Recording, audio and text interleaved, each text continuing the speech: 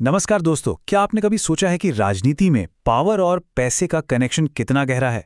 आज के इस खास विश्लेषण में हम बिल्कुल इसी पर बात करने वाले हैं। हम बात करेंगे भारत के सबसे अमीर मुख्यमंत्रियों की। सिद्धारमैया, चंद्रबाबू नायडू, पेमा खांडू, एम.के. स्टालिन और जगन मोहन रेड्डी। ये वो नाम है जिनकी सत्ता और संपत्ति दोनों ही आसमान छूती हैं। तो सबसे बड़ा सवाल ये है, भारत के अलग अलग राज्यों की राजनीति में सबसे ज्यादा दौलत आखिर किसके पास है? देखिए, राजनीति का मतलब सिर्फ रैलियां या नीतियां बनाना नहीं रह गया है। कुछ नेता ऐसे हैं जिनका रुतबा सिर्फ सियासी गलियारों तक सीमित नहीं है, बल्कि उनकी दौलत अरबों में है और लाइफस्टाइल एकदम लग्जरी। तो चलिए समझते हैं कि सत्ता के शिखर पर बैठे इन नेताओं की असली फाइनेंशियल पावर आखिर है कितनी। तो चलिए बिना किसी देरी के सीधे शुरू करते हैं।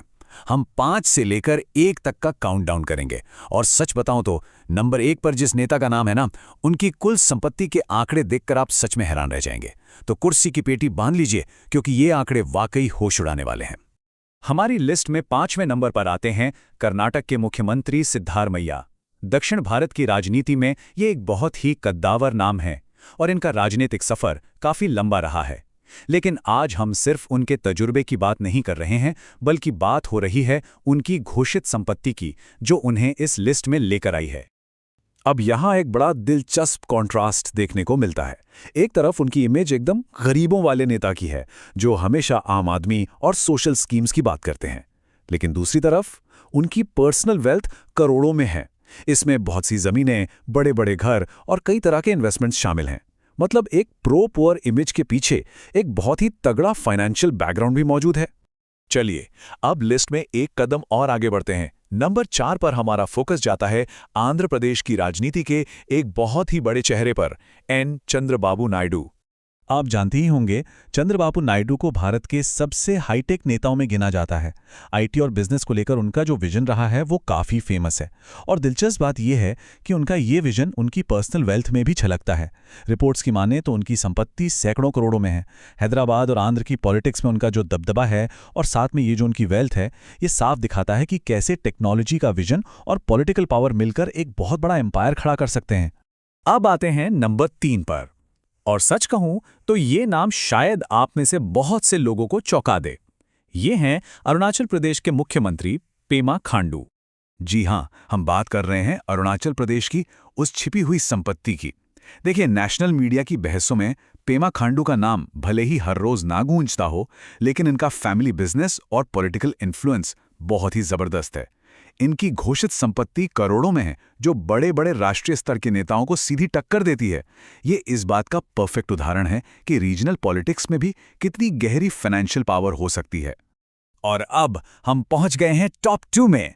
नंबर 2 पर विराजमान है दक्षिण भारतीय राजनीति के सबसे बड़े दिग्गजों में से एक, एम.के. स्टालिन। स्टालिन सिर्फ एक नाम नहीं है, तमिलनाडु की राजनीति का एक पूरा युग है वो।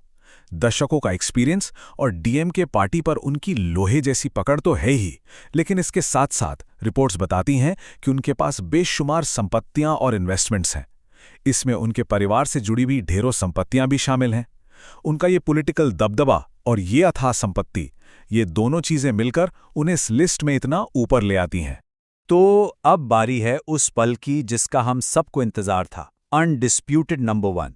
इस नेता की दौलत इतनी ज्यादा है कि स्टेट पॉलिटिक्स में किसी और नेता के लिए वहां तक पहुंचना भी लगभग नामुमकिन सा लगता है। तो कौन है इस लिस्ट के टॉप पर? इस लिस्ट में नंबर 1 पर हैं वाई.एस. जगन मोहन रेड्डी। घोषित संपत्तियों के हिसाब से वो भारत के सबसे अमीर मुख्यमंत्रियों में सबसे ऊपर आते हैं। और यकीन मानिए, इनकी दौलत के आंकड़े किसी के भी होश उड़ाने के लिए काफी हैं। हम यहाँ सिर्फ कुछ 100 करोड़ों की बात नहीं कर रहे हैं, हम बात कर रहे हैं हजारों करोड़ों रुपए की संपत्ति की। जगन मोहन रेड्डी का एम्पायर सिर्फ पॉलिटिक्स तक सीमित नहीं है। उनके पास एक बहुत बड़ा मीडिया साम्राज्य है और बड़ी बड़ी कॉरपोरेट कंपनियों में उनके भारी भरकम इन्वेस्टमेंट्स हैं।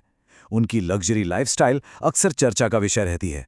कुल मिलाकर उनके विशाल बिजनेस एम्पायर ने उनकी राजनीतिक ताकत को एक बिल्कुल ही अलग लेवल पर पहुंचा दिया है। अब देखिए, इस पूरे एनालिसिस में जो सबसे सोचने वाली बात सामने आती है वो है ये सवाल, राज्य गरीब लेकिन राजनेता अमीर। ये सिर्फ एक लाइन नहीं है, बल्कि एक बहुत ही गहरा सवाल है। हमें नेताओं की इस बेहिसाब दौलत और राज्यों के आम लोगों के संघर्ष के बीच के इस भारी विरोधाभास को समझना होगा। अगर हम बिल्कुल निष्पक्ष होकर देखें तो एक तरफ है हमारी पब्लिक रियलिटी, जहां आम जनता आज भी बेरोजगारी, महंगाई और गरीबी जैसी बुनियादी चीजों से जूझ रही है, और ठीक उसके सामने है पॉलिटिकल रियलिटी, जहां कुछ नेताओं की संपत्ति करोड़ों नहीं बल्कि अरबों के पार जा चुकी है। ये एक ऐसा कड़वा सच है जो हमारे सिस्टम की दो बिल्कुल अलग-अलग तस्वीरें हमारे सामने लाकर रख देता है। और शायद यही वजह है कि नेताओं की ये अकूत संपत्ति चुनाव के वक्त सबसे बड़ा मुद्दा बन जाती है।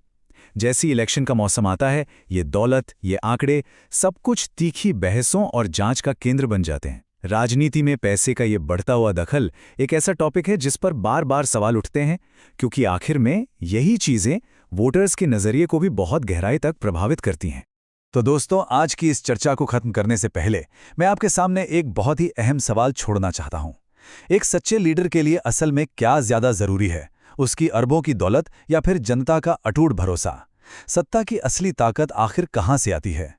क्या ये पैसों का साम्राज्य किसी नेता को शक्तिशाली बनाता है या फिर लोगों के दिलों में जीता गया विश्वास? इस बारे में जरूर सोचिएगा। इसी सवाल के साथ आज के इस विश्लेषण को यहीं खत्म करते हैं। जुड़ने के लिए बहुत बहुत शुक्रिया।